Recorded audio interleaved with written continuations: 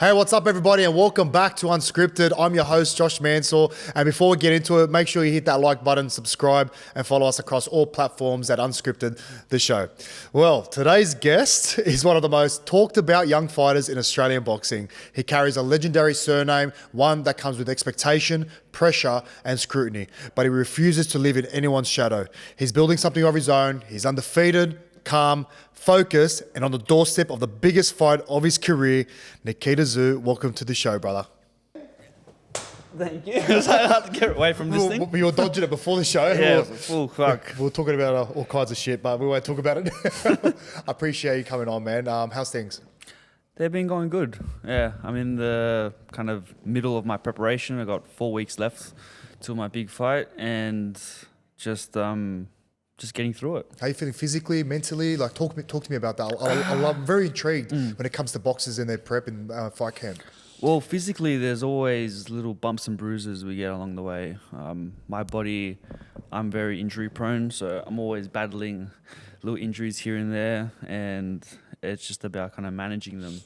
But I am feeling at a very high level than I usually do. I think I've just been more professional about this approach. The magnitude of this fight, it's brought a lot more attention towards it, and I'm just very pleased with the way I've progressed in terms of this camp. So you're 27 now, right? 27, yeah. 11 fights in, is that correct? 11 fights, yeah. 11 fights in, so you're still pretty raw. In the, from when you first started to where you're at now, has a lot changed in your approach to boxing? I think just more of like the professionalism. I'm learning a lot more about myself. When I first started boxing in the professionals, I had like 8 years off from my amateur career, following my studies and all that. I was just kind of dumped into the deep end. I didn't really start training until I started preparing for a fight. So I was learning on the go again. There was a lot of things lost in those 8 years away from the sport. Yeah. And I'm only starting to catch up now, and I'm kind of embracing the life of a fighter. Why boxing? Well, it's obviously in your blood, but why do you enjoy boxing so much? I was brought up with it. Yeah. 2, I'm a pretty violent person in general. I genuinely like to hurt people, and I enjoy actually the pain of it. Yeah. The self-torture of boxing, the dieting, the fighting, the just the mental side of it. I enjoy putting myself in these uncomfortable scenarios, and when you get to make money from just punching people, why not? It's pretty enticing. I feel like you get the sense of you put yourself through pain, but there's a higher purpose in why you're going through that kind of pain. Is that fair? Well, I'm doing this all for my family. I just had a daughter, and congratulations. Thank you. But it's all just so later in life I can become a little farmer, make as much money as possible, and then retire up in the mountains somewhere. And boxing is a great way to do that. Yeah. While I'm young, while my body's still able, while I have the energy, I will pursue this sport in the best that I can do. I briefly saw you at Tim's fight the other night. How'd you find it? It was a good performance by Tim. He just fought smart. That's all he needed to do. Get those rounds in, get the confidence going again.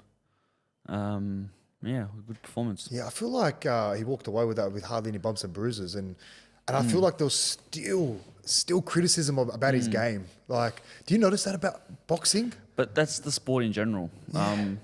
There's always going to be criticism. In today's social media world, everyone has a voice. Yeah. But they're always hiding behind computer screens, and everyone just feels like they can talk. I feel like back in the days when social media wasn't out, you don't really hear much of the talking side of things. The shit talk. Yeah. It's whereas no one really had a voice back then, but I don't know. Yeah, because I feel like back then, when we said we keep referring back to the past, you talk shit, you get hit. Now, because the only way to talk is to someone's face. Yeah. But nowadays, everyone's a warrior. on their keyboards. Yeah, I know. It does my fucking head into, brother. Before we get into the fight, I'm so intrigued to get to know you more on a deeper level. And firstly, Getting inside this head. I would love to. And like, not only inside that head, but I want to know, what were you thinking when you bought those things on your feet, brother? I am like, so... yeah, what were you thinking? I want to know, what are those? I don't know why everyone's hating on them. Oh, so I'm not the only one. Everyone's hating on them. I fucking love these things. Where did you get them from, firstly? Did you make them in the backyard or something? The shed? I ordered them from Japan. Oh, they are. Now I look The at Japanese, yeah. I wanted to get something that wasn't plastic, and there's like a linen fabric that I'm walking on, and Yep. I don't know, I like the strap. My friend said that I look like I'm wearing like a G-string on my foot. Or like my big toes in like bondage and being separated. I can really from see the that. others. I can really see that. And talking about you growing up as an Australian Russian, what does that look like? Well, at home, it's still all very Russian. Basically, they haven't changed at all. But I'm very much an Aussie. I wear sandals everywhere. Yeah. But yeah, it's as simple as that, really. What's the food at like? home. Food's kind of meh. Well, yeah, that's what Tim said as well. A lot of fermented foods. See, what my grandparents were in like Soviet Union, Russia, the way they had to kind of live their lives with food was that in wintertime there was no more food there was no more crops. Wow. So there was a lot of fermenting of the food, and that's why there's a lot of preservation in their kind of cuisines. I think that's in like a lot of northern countries as well, where in wintertime it like starts to snow and Frost over. Crops don't grow. Have you been there? Have you been to Russia? Yeah, I've been a couple times. I mean, I'm an Aussie, definitely. I don't want to live in Russia. Because you're in the... I can speak Russian, but not that great. Go speak. Let me hear it. I know my... No, I'm not going to... You're going to embarrass yourself? I know my swear words. Does your mum communicate to you in Russian, or is it more English? It's a mix. Yeah, a bit of both. Sometimes it's easier in English. Sometimes it's easier in Russian, depending who's around us. Who she wants to talk about. Yeah. She'll talk in Russian. Did you have any backyard scraps growing up with like either your old man, with Tim, with your sister? Well, I had an older brother and an older cousin Tim was 4 years older than me. My cousin was 3 years older than me. Yeah. So I always used to hang out with them, and for fun, we used to just punch on. Serious? And I used to get my ass kicked every single time. I was just a little walking punching bag. Are you but we're not talking about bare knuckles. You're patting No, up. with gloves. Gloves. Yeah. Helmet. We put on headgear sometimes, helmet. but not all the time. But yeah, I think I lost a lot of brain cells in my early years because of just the nature of the way I grew up. Did that not scare you going up against like the older boys? No, I was just kind of used to it. So then when my sister and my little cousin, they're also 5 years younger and 4 years younger. Yep. When they started getting to an age where I could like start like kind of hanging out with them and playing with them, I'd act that same aggressiveness with them, and then I'd always hurt my little cousin. And there was this one time I got into like skateboarding at this one point, and I convinced my sister to go ride the skateboard down this like 2 sets of stairs. Yeah. And she hurt herself, and I was just like, I have 2 sisters. I don't have any brothers. So like I'm keen to know like what that was like for you growing up, and like your relationship with Tim. Has it been more on the competitive side because you're both professional athletes as well? Do you guys embrace, like, is it your best mate? Like, what does that look like with you guys? well, there was a lot of competition, but it was more just like playful competition. Yeah. He was always better than me at everything, so I just kind of accepted that. And skillfully, he was always like, even like playing basketball, he's a lot better at the shooting, a lot better at the technical side of things. And my only way to kind of compete was to just be as aggressive as possible and to just be a maniac that just doesn't stop, just a non-stop battery. So that was my way of kind of adjusting to that world. Do you guys play pickleball as well? Yeah, he's good at it. Do you play it? Yeah. Hey, man. I haven't played in ages because I always get blisters from it and always hurt myself. I think one of the last times I versed my brother, I chipped my tooth because Doing what? well, I dived for the ball and then my head butted the kidding. floor and then yeah, half my tooth came off. No way. Which one? This middle one. Oh shit. Yeah, wasn't good. Oh fuck! I can imagine that. Like you didn't go black, man. A sport like pickleball, you wouldn't expect. Nah, no. Well, I played paddle the other day. Look at my knee. I split my knee. From pickleball? I was playing. You know paddle? Have you played paddle yet? Oh, the one on the beach? Nah. Oh, Paddle. bro. If you play this game, you're hooked. You'll be hooked like me. I've played like 5-6 times now, and I was playing probably like 2 minutes into this game. So part of it's like a glass box, right? The ball can bounce off the glass and you can keep playing on, but you can't hit the ball on the It's floor. like a cube? Yeah. Yeah. But part of it, there's a metal fence. Anyway, I went to go, one of the boys did a drop shot and I'm going as fast as I can to make this return. I slip, bang straight into the fence and Ooh. probably need stitches. So it's but- essentially squash, but like 4D. Yeah. Similar like that. We Where gotta play. do you play it? There's one in Alexandria. They're popping up everywhere. There's one in Greenacre, Campbelltown, Para. They're all popping up now. So it started in Spain a few years ago, and now it's like the new craze. I'm telling you, it is. What's with all these sports with like little paddles coming out? Like, what was the other one? What's the other? Pickleball. Well, pickleball, of course. Yeah. I don't know. It's just fun. It's not hard on your I think body. it's because it's easy. Yeah, well- Any spastic can with a paddle can hit the ball. I'm telling. Not shooting and he's shots. pointing at me. Okay, let's have a challenge then. Let's have a challenge, and we'll see who the biggest spastic is. What's it called? What did I mention again? What was it? I full lost track of where we were going after you called me a spastic. Paddle. But yeah, we should play one time. What's the biggest difference between Nikita and Tim Tszyu, in your opinion? I mean, I asked the same think- question to Tim. I asked the same question. before you give me his answer, I think that I definitely want to reverse the stuff that my parents kind of gave us. What's so that? my parents, they grew up in like farmland and like living a Simple life? very simple life. And I kind of reject the life that my dad gave us with all the luxury and stuff. And I want to put my family back into the more simple stuff, being a farmer, getting away from the city and starting life as a country person. You're the second person, probably in a month, that kind of wants to do that approach as well. Like Who's the other one? it was Kevin Prince Boateng. We had him on the show a few weeks ago, and like he had a life full of luxury. Lived as a professional soccer player overseas, and now he just put all that aside and just lives on a farm with his animals, with his wife, who's currently That's pregnant. the dream for me. Yeah. Well, have you thought about what kind of farm you want to have? I'm gonna have to be a chicken farmer. Yeah. Why? Because I've done some calculations with my wife. To feed, we have 4 dogs at the moment, and we're Wow. planning on having 4 kids. 4 dogs. Four dogs. Where do you got the room for in that? a 2-bedroom little villa. You serious? Where do you put the dogs? They're just in the living room. Don't they shit and piss everywhere?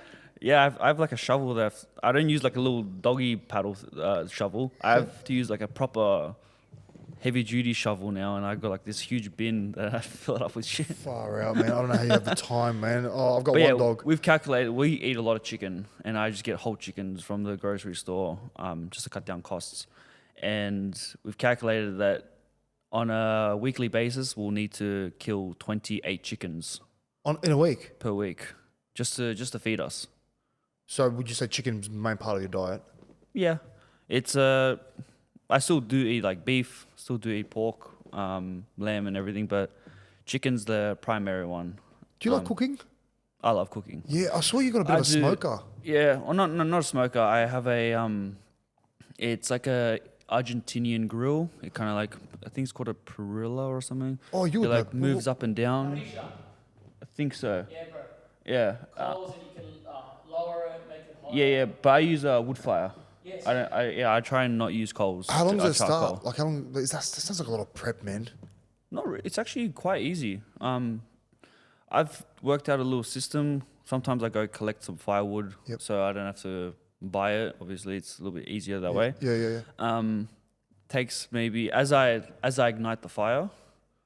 By the time the fire is ready to be cooked down with, the flames have gone and it's now embers, nice hot. Yep. I can do all the preparation for the food, bring out the meat, cook it.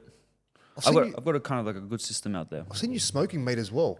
Yeah, so I also realized if I get a lid on top of it, the smoke that comes up through gets trapped there. Yeah. And it's like hot smoking.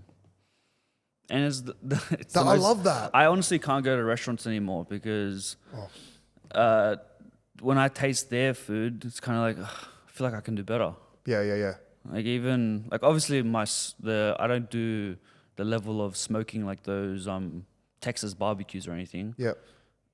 I'm just not bothered to try those, but I can do just like a regular like hot smoked chicken. I've done a brisket before. Yum. It was okay, but yeah. But it does the job. But isn't that hard being a boxer? Like you have to watch what you eat, don't you? Yeah. How are you with your weight? What do you mean? Like in terms of like keeping on weight, losing but weight. you still eat clean. So when you say you eat clean, like do you eat purely off the taste, or are you eating for performance benefits? Mix of both.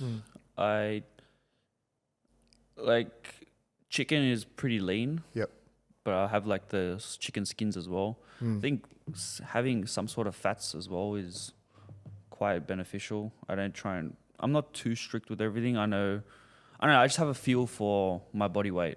I know when it comes down to like the last few weeks, I measure everything and, well, not like measuring like weight wise, but I just have a good gauge of everything. Where do you get your meat from? I have a farmer's market that's like pretty close to my house, maybe like 3-4 minutes away. Yeah. So I go there. It's called Super Barn. Perfect. Has actually like some of the best quality food. Yeah. And yeah, chickens. They're pretty small chickens. Are you on organic, by the way? Is everything organic or? I'm not sure if it's organic, but the chicken I get is 100. They don't have any antibiotics or the steroid stuff. Yeah. They're pretty small chickens. Maybe they're just killed as babies, but I don't know. Did I just remember something. Organic chickens are also like much more expensive and yeah, tough times. Tough times. These chickens I get, they're like $5.50 a kilogram. So like each chicken costs like $8 or so. Yeah, right. And it's a pretty good deal. The reason I want to ask about the organic stuff is because I know you ate your wife's placenta. Yeah. So, yeah. Tell me about that. Well, I got it freeze dried and then I have it in like capsule forms. Yeah. Right. Yeah. And how did that process? How does it work? Like, so she gives birth, and then what happens? Yeah. So you give birth. You ask the doctors if we can put it into like an ice pack, put it into like a little box, and then this crazy holistic lady comes out and collects it from us. This crazy holistic lady those hippie ladies. Yeah. No, but they're all right.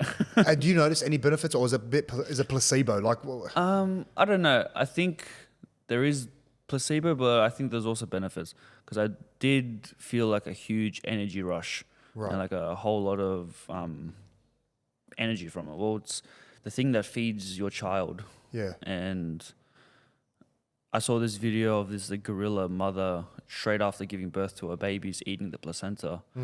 So if a gorilla does it, then I'll do it as well. Yeah. How do they grind it into the powder form though? Do you know the process? It's freeze dried first, I think, and then grinded. Yeah. So freeze drying, I think it means you it's kind of like dehydrating at like a cold temperature. Gotcha. Yeah. Gotcha. Yeah. Well, because I have organ supplements as a sponsor. It's called Cell Squared. Yeah. Not to give Cell Squared. Shout out to you guys. Yeah. And they freeze dry beef organs, and I have that on a daily basis. Like what? Heart. Heart, liver, spleen, kidneys, and I think that's it. Yeah. Tripe? Do you have tripe? What's tripe? Is that the stomach Isn't lining? that a muscle? Oh, tripe. I've never had it. No. But I think it is a stomach lining. Dude, that's the one thing I want to try. How do you cook it? Tripe? No, everything. Like the heart, kidney. Oh, no, like it's freeze dried, so it's in capsule forms. Oh, gotcha. So I have it first thing in the morning. I take 4 sets of each capsule, and I feed my dogs it as well. Good. I used It's to like have a little ritual for us. I used to have heaps of chicken heart growing up. Chicken heart. It's like pretty big in Portuguese culture. So mum gets all the chicken hearts, puts it in a pan, garlic, salt, pepper, obviously olive oil, and just whip It's it quite up. meaty, isn't it? I love it. It's not like you think it's gamey. You know that gamey taste? Nah, not gamey at all. I think obviously I've had chicken hearts before. yeah, bit maybe onions as well. Oh, rice. Do you like liver?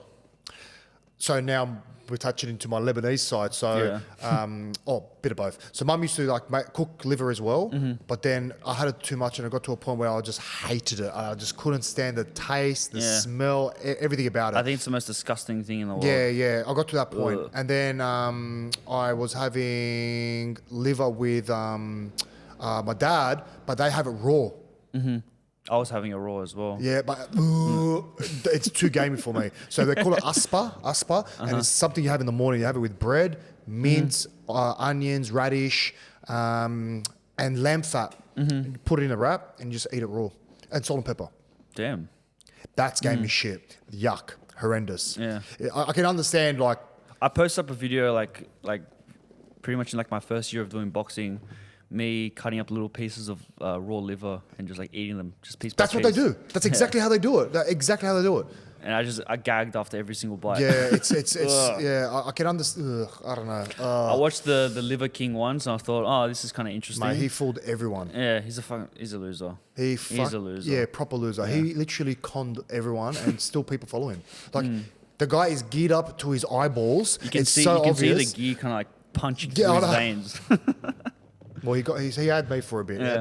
I still like kind of agree with some of the stuff he talks about. I agree. Yeah, but there's just the lie. lie you behind were on you're on steroids, brother. Yeah. It's not all it's not all this. Nah. Yeah. Like it's not from eating cow testicles raw. Yeah, you're not gonna look like that from eating that kind of foods. Exactly. Like I got this stuff on the black market, and listen, it's probably not as. Got another one for me? It's not as good. If you want to have a try, it's not as good. It's not as good as your stuff. Oh man, I love that. Look, were you actually having like breast milk? Is that part of your diet? I don't have it like consistently, but whenever my wife offers that there's like a little bit extra, then hell yeah, I'll take it. Oh, I love that. I actually like it. It tastes nice. It's a little bit sweet. It's quite like a little mild taste. Yeah. It's obviously beneficial for us. We have it as babies. Yeah. It's full of growth hormone. It helps babies grow. Yeah. So it's got to be beneficial for us. The bodybuilders are going for it. Are they? Yeah, it's like a big thing in like the bodybuilding world, like drinking breast milk. Oh, I didn't even know that. Yeah. So that's a and legit there's thing? also something called colostrum. Colostrum, I think? Yes, colostrum. Yeah. That's like the milk that first comes out. Yes, correct. And when the baby's just born, it's like the most potent form of it. And it's like a little bit more like honey-ish, like a little bit thicker. Yeah. Consistency. So I know you came for a boxing episode. I don't know where this chat has gone, but like, I'm intrigued. I don't know about you guys, but I'm so intrigued. There's a lot more to me than boxing. 100%. Did you also do like architectural design or something? Yeah. So my mum wanted me to finish a degree, a university degree, just to have some sort of backup for life. Yeah. I went down the route of architecture. It was something I actually quite enjoyed in school. It was the only thing that actually... it was like a subject we did in visual arts, and it was the only thing that actually got me to pay attention in school. I was a bit of a troublemaker at school. Were you? Yeah. Oh, I got suspended 4 times. For what? I was on the verge for... I was a bit of a bully. I was a bit of an asshole, doing stupid things, throwing rocks at kids. When you have an older brother who's a boxer... Yeah. And obviously you're a boxer. You have a lot of confidence. And no one wants to do it. No one wants to say anything back. So I used to really push it. So being a boxer, like, do you feel like people don't want to like push your buttons? But what's funny is I was tiny. I was a little small kid, but I don't know. I just had a lot of syndrome. Yes, definitely. I had a lot of confidence to myself. So I was a massive asshole, but it's part of my learning experience. Exactly. And you've gone on. You went to UTS. I'm assuming. Finished my degree, and then started working in architecture, and then it was a little bit too slow for me. I had all this energy. I felt accomplished that I got that degree. I got the job, but then there was something missing. And seeing all the success my brother was having in boxing, it was always a question mark because I left the sport at a pretty good level. I just like won 4 national titles in amateurs. Wow. And I was on the verge of kind of like going to like world championships and all that, but I put my studies first. So I wanted to not have any regrets in life, and I went on with it again, and here I am. How long were you working? 4 years later. How long were you working for as an architect? 6 months. Okay. And then COVID hit. Oh, working from home. Yeah. InDesign kept lagging. The all the virtual stuff just started killing me. I feel like I was just wasting my youth at that point. Yeah. Just all this energy, and I'm sitting at a desk, and just didn't want to have any regrets. Designing your own home one day on the cards? It's already being designed. By yourself?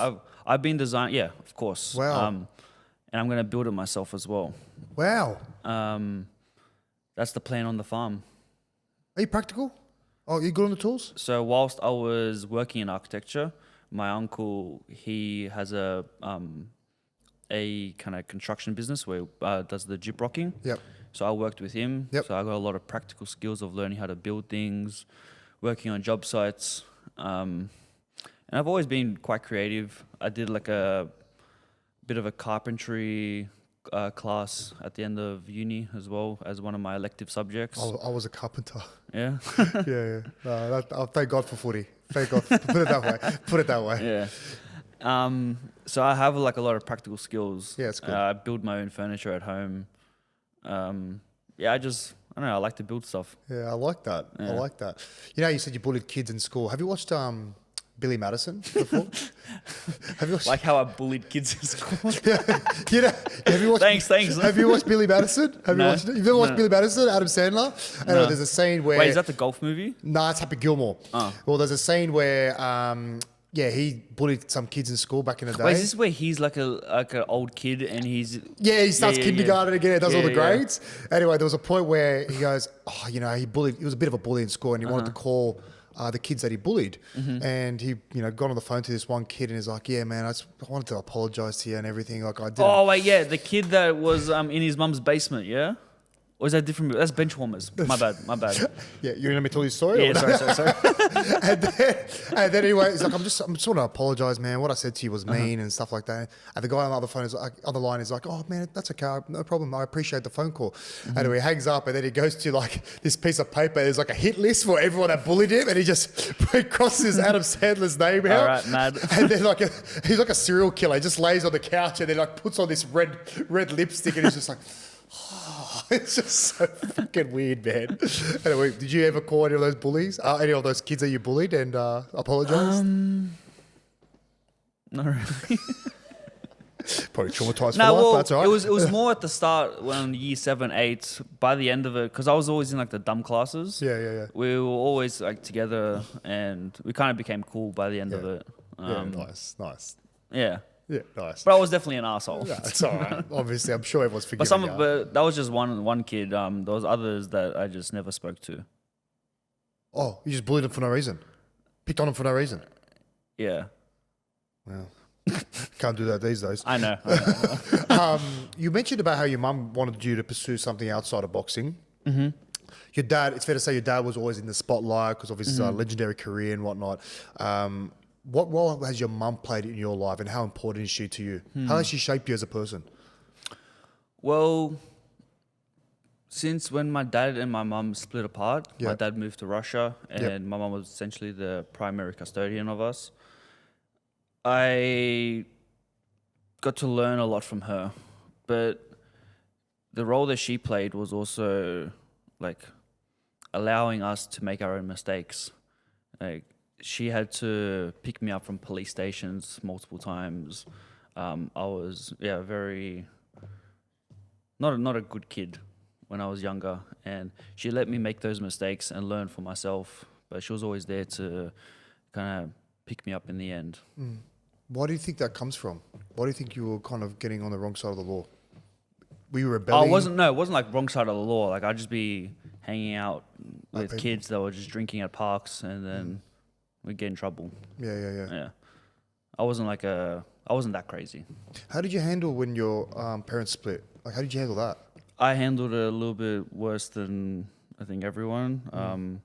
I kind of hated my dad for a little bit. Yeah. Just because I didn't understand why. No one really told me much. Yeah.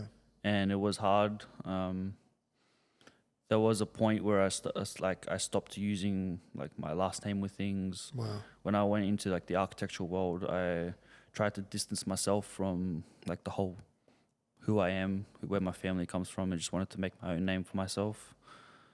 But then I kind of got over it. My dad came over to Australia like last year or so for my brother's wedding, and I got to really have like a good chat with him because that was the first time I've seen him since like 10 years. Wow. And he got to explain a lot of things to me, and we got to really just talk as adults. Yeah. And I loved that I finally got to hear his side of things because I was only really hearing things from my mum's side, and I kind of understand why he did some things. I wish he explained things to me at the time, but I understand that I was too young and he was kind of just like playing the long game. Has that now opened up an opportunity for you guys to kind of rekindle and like Of course, get to know each other on a deeper level now? I Like, see so much of myself in my dad. My dad, we're pretty much the same person. Like it was kind of weird seeing him in January last year, because same person in what way? just like this, like the little smart ass. It's like the little personality stuff. Is he an old soul like you as well? Like, I think so. loves yeah. being around nature. I don't know how much about not so much with that stuff, but just I can't even put like a word to the personality thing, but Yeah. it's just that little smart assness, the cheeky grins, the yeah. It's a hard thing to explain, but it's when you see it side by side, you'll be like, yeah, he came out of his balls for sure. And boxing, do you find yourself like watching him when he used to box and seeing yourself? You see similarities there as well. I like to use him as like a blueprint for Yeah. how to base my trainings off of, because we do have similar body types and we do have the same genetics. So if it worked for him, I tried to use it for myself as well. Is there one thing you'd love to add or change about your own boxing game? Just being smarter, Yep. learning more, being a better athlete, not getting hit as much, obviously. Gotta preserve the brain cells, and yeah, just being a good athlete. Yeah, is that like more kind of from experience? Because speaking to Zerafa, he also mentioned that he believes he's got a better IQ than you. Do you agree with that? Probably, yeah. He's been in the sport longer. He's got a lot more experience. But I'm very hungry. Because like you said as well growing up, like, you know, having those backyard scraps with your older cousin, with Tim, like, yeah, they're older boys, they're more experienced, but you still like embrace that. Like, you still wanted to get amongst it. And this is, it's literally no different. Like, you're coming up against Zerafa, who is more experienced. He's had more fights. I'm used to it, yeah. Yeah, I'm used to it. but that doesn't scare you. You actually embrace that. I always try to tell myself that the person who I'm fighting is much better than me. And I always have to kind of rise up to the occasion and beat them in their own game. It's like a self-motivating thing for me. So you thrive being the underdog. Yeah. I also just like enjoy the struggle of it. Yesterday I had some like real hard rounds of sparring, and I remember in those the last 2 rounds coming over to the corner, my uncle's looking at me like, "You just got to push through," and I'm like, "Yeah, this is a struggle, but we're in this. I love that. This is fun." Who's the underdog in this fight? Who do you see as the underdog? Because he sees himself as the underdog, and there's no pressure on him. So does that change your mentality and approach to the fight? No, not really. I don't really care about those things. Yeah. That's not something I really focus on. who's the underdog, who's the favorite, Yeah. who's the that's all just noise. Yeah. We're gonna get into a fight. We're gonna get into a ring. Who gives a shit about that stuff? Do you enjoy doing all this stuff, like on the side, like he's sitting here today doing Mm-hmm. all the media commitments that comes with boxing? Usually not. I'm being honest. Yeah, I'm actually enjoying this podcast. Yes, yes. There are some podcasts that actually do enjoy talking because I get asked questions that actually I get to open up about things, and people like do their research sometimes. But then like some of the generic stuff, not so much of a fan of. Yeah. And what about dealing with like having to hype up a fight? Do you see that as a burden? Like, because you need to do it. It's part of the job, man. Like, It's a CBF for me. yeah. I'm not very active on social media. I can't stand social media. Yeah. If I could, I'd be a ghost on it, but I kind of have to be on it. But yeah, once my career's over, I'm deleting it and then hiding with my wife and kids. Well, I wouldn't say hiding, but more disconnecting. I feel. Hiding. Oh, okay. January 16, literally on our doorstep. I said it with Michael. I've said it to everyone I know. I think it's one of the biggest domestic fights we've seen to date. It's got experience, big expectations, all in one. How do you see it? Like, do you feel that pressure coming to this fight, or do you feel like is it more exciting? No, I'm feeling the pressure. I understand the magnitude of this fight and that I have to really show up in the best possible condition, and that all eyes are going to be on us, and that this is kind of like this is my possible breakthrough moment. I really need to be on top of things. How do you find, like, when you see Zerafa, is this personal to you or is this business? He's saying it's business. Mm-hmm. Is it personal or business to you? Because I saw, again, online that you called him a piece of shit, and that's pretty strong. Like, I think a lot of people are pieces of shits, but in all fairness, everyone's a bit of a piece of shit in their own way. Like I'm a piece of shit. How? I don't see that. I don't know. I'm not always that friendly. Okay. Yeah, but that's not a bad thing. It's just, like keeping to yourself. See, but no, it is a little bit personal for me. I do genuinely want to like hurt him and like inflict as much pain as possible on him. I don't see boxing as just like purely business. It's not just about making money, collecting belts. For me, it's kind of like a place for me to like release something. Yeah. I have like this desire for like pain, and not just the pain of others, but the pain of myself. And I get to really, when I'm in that boxing ring, I feel alive. Feeling those shots, then giving shots. It's just pure. There's a purity to it that can't be explained unless you actually do it. It's almost like you're in the wild. Picture a lion, for example. You're trying to assert dominance on your rival. It's all instinctual as well. Like you can, before the fight, you can start preparing. You can be thinking about tactics, all this. When it comes to the fight, everything's just instinctual. You're just reacting. You're just hoping that your body and mind are in complete unison, and you get to hurt this person. Do you practice that? Like when you say, where's the instincts come from? Is it coming from training? Does it come from watching yourself fight? Does it come from watching how your fighter prepares and fights? Where does that come from? I think it comes from the repetition in training. There's a lot of, I do a lot of shadow boxing, just constantly repeating the same kind of combinations and making a muscle memory. And then when it comes to like the sparrings where you get to practice it, you get to see if this thing is stuck. And sometimes the things that you're practicing in training don't actually translate into the sparring. Yeah. And then you're just trying to like figure out a way for it to all kind of just make sense in your head. You know, when you're sparring, is your opponent shaping up how he shapes up, or is he coming with his own style?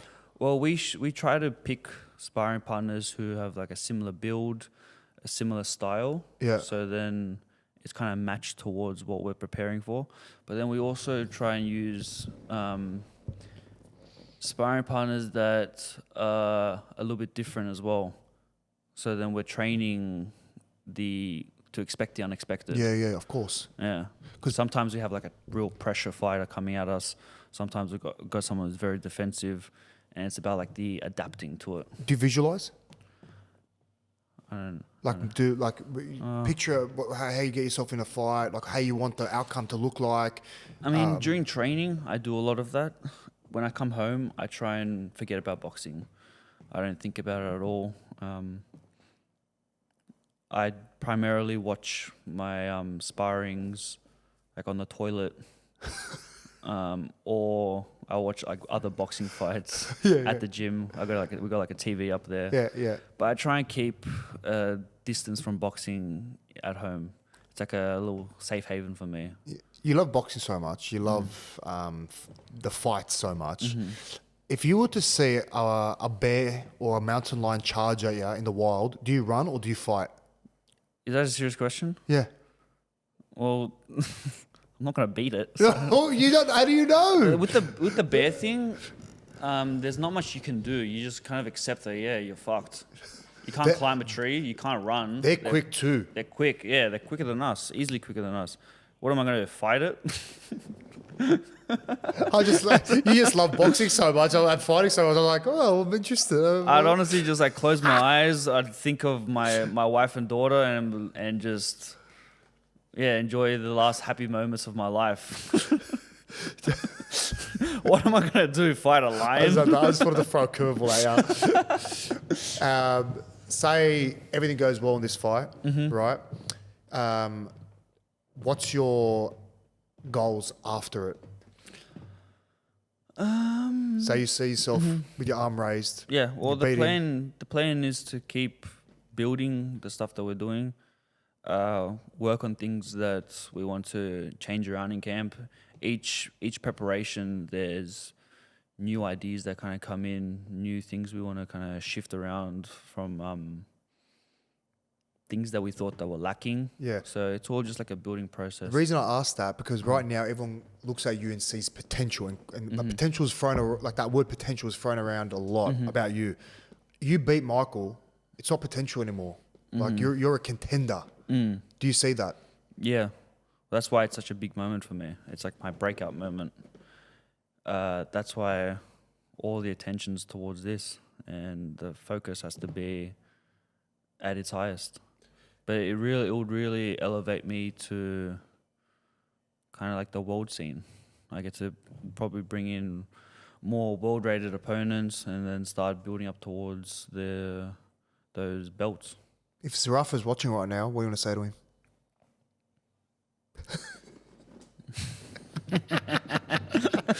What did you say to him in the ring? Like you're pretty animated, man. Like, yeah. He kept repeating a lot of stuff like we'll see, and he was saying how. So I've had a hand injury for quite a while now. You have it right currently? No. Yeah, well, I'm still kind of dealing with it. What's the issue with it? I had surgery on it 2 years ago. Bone or tendon? It's a whole mix of stuff. There was like a little cyst in there. There was tendon issues. There was ligaments ripped. It's just something I'm going to have to be dealing with. And he was mentioning my hands, like, oh, how's your hand? How's your hand? And I remember telling him, I'm going to enjoy breaking my hand on your fucking head. I love that. Like, I live for it. Like, there is going to be, I know my hand's going to hurt after this fight. I know I'm probably going to break my hand, but that's not going to stop me from trying to hurt him. He also called you creepy. What's he mean by that? Do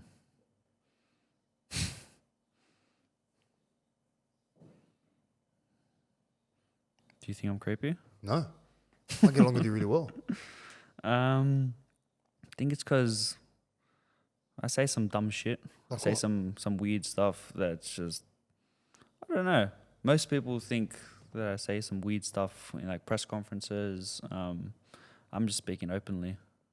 I can't say things off the top of my head. You got no filter. Yeah, essentially no filter. Yeah. The way I act on screen is the exact same way I act when no cameras are recording. Yeah. It's like when dealing with media, it's either you're leaning towards the side of like you're wearing a mask and you're not revealing your true self.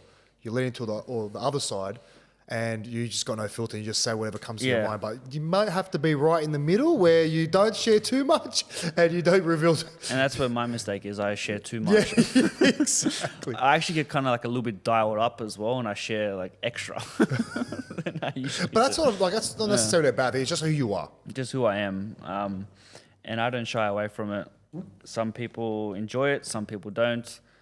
Yeah. I don't care. Throughout your whole career as a boxer, do you feel like you've always had to deal with two fights, like the actual fight itself, but also the fight of having to deal with big expectations from everyone? Do you feel that? I mean, having the Zoo name, of course. I don't listen to much of the noise. I know that I can't tarnish the legacy of my family in any kind of way, because the way I prepare for my fights, the way I will leave it all in the ring, no matter what. And as long as I fight my heart out, as long as I prepare the best possible way I can, if I lose, what of it? I did my best. Yeah. That's all I can actually possibly do. So I have no shame in that, because we're only human. Yeah. I'll do the best that I can. If people want to hate against it and like and do like typical stuff that happens on the social media where they start bashing people over that, then I'm okay with it. But I know my true self that I did everything that I possibly could, and I don't listen to any of the outside noise. I love that, man. I love that. Well, I know you're guessing what the chips are for, the hot sauce. It's all random. We're up to that point, brother. It's truth or sauce. All right, you can ask me any questions at all, but I'm gonna go first. Deal? So I'll let you think. So my first question, it's pretty easy. Who would win in a fight, you or Tim? Tim. Well, that was quick. Tim would bash me. In the ring? Yeah. Okay. In the ring, yeah. In the street, no rules. I think I could beat him there. Okay. Because I will bite the shit out of him. I can see that. I will go straight for his nose. I can see that. I can really see that. Man, I think that's me. But in the ring, he'd kick my ass. Like for because sure. of technical or Technical. We've sparred many times in our lives. The most recent times we sparred, he gave me a concussion and I lost memory for like 10 minutes. Fuck. And I was kind of wrecked. Oh my god, far out. Do you have any questions for me? Who is your least favorite guest on this show? Ah, shit. You can have the sauce. My least favorite guest. I know Pedro's looking at me and he knows exactly who I'm thinking. Come on, it's not that hard compared to what I had to say. Oh god!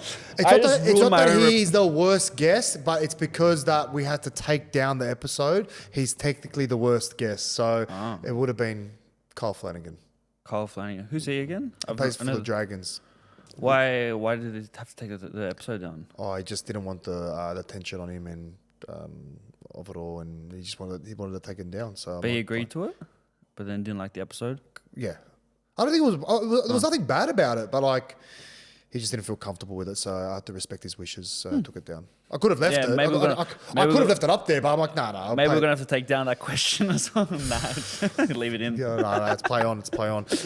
You can go again, or you're happy to leave it on? Yeah, I don't know what else to ask. Oh, thank God. Thank God. Well, brother, January 16th is around the corner. I can't wait. It's going to be exclusive to KO main event. Big shout out to No Limit. I'm keen to see you get down with Michael Zerafa, and all the best, brother. It's going to be a great fight. Fuck yeah. Thank you. Oh, wait. How about this? How about we have a quick cheers? Grab your water. Grab your little water there. And cheers to January 16th, brother. Go hard. Thank you. Salute.